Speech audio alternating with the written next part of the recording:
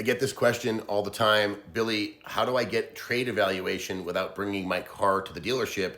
They don't want to give me any numbers over the phone. They want to see it first. And while I understand the dealership wanting to see the vehicle and making sure they're giving you an accurate appraisal, I can't help but think this is another ploy to get you to the dealership. Hi, my name is Bill. I'm a car buying expert and I love saving you money at the dealership. We shouldn't be going to the dealership and letting them look at our vehicle and appraise it, or even getting a ballpark over the phone before we've already explored all the other possible values and appraisals from the different car buying venues. And I'm talking about CarMax, Carvana, and High Road X. Getting numbers from all of these different places first before you go to the dealership or call the dealership and get their appraisal is going to give you a really good understanding of the market on your vehicle and some leverage if the dealership comes in a lot lower. If the dealership thinks that you don't know what your vehicle is worth, then they're going to offer you a lot less for it. It's just standard business practice at dealerships, and this is why it's so important to have all the information ready to go when we call the dealership.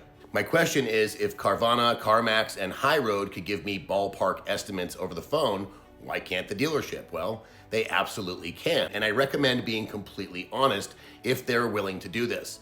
I don't want to go to the dealership and find out the things I didn't tell them are now costing me a bunch of money. Be upfront, be honest, and ask them for a ballpark estimate. If the dealership is reluctant to give you these numbers over the phone, simply tell them, I'm not wasting my time coming down there for you to give me some lowball number. I want to make sure you're within reason of what I'm expecting. The dealership knows if you drive all the way down there and go through the rigmarole of getting an appraisal on your trade-in, you're probably going to drive the one that you want to drive while you're there, and chances are good they can talk you into the sale.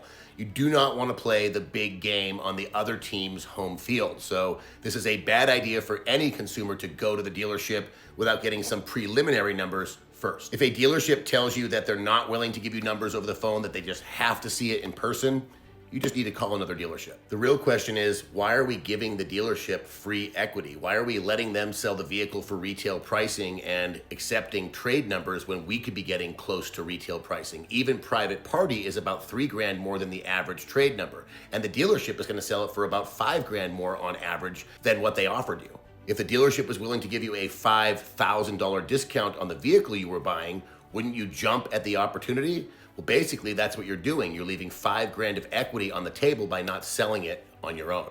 A lot of us will do this because it's more convenient and the dealership depends on that. So since we're making them more money on the deal by trading in, we need to remind the dealership that they're actually benefiting from us trading in, and we just need some numbers over the phone before we make our decision. Now, in some states, you do receive a tax credit for trading in, but all too often the dealership tries to pass this off as part of the value they're giving you. For example, let's say your vehicle was evaluated at $20,000 by all the other car buying venues, but the dealership's coming in at, say, 19, and they're saying, hey, but you're trading in with us, so the tax credit will get you up to $20,000. It's just like us giving it to you. Well, actually, it's not like you're giving it to me. It doesn't come out of the dealership's pocket at all to give that credit, and you need to hold them to the line. If you want $20,000 for your trade, that's what you should get. If you're wondering after watching this video what's your vehicle worth, then check out my website. I have a link to High Road X. You can put in 4 answers to their questions, guys, and get an instant offer. This will give you a really good idea of what you should be getting for your vehicle. For more tips, tricks, and hacks just like this one, please follow Billy the Car Kid.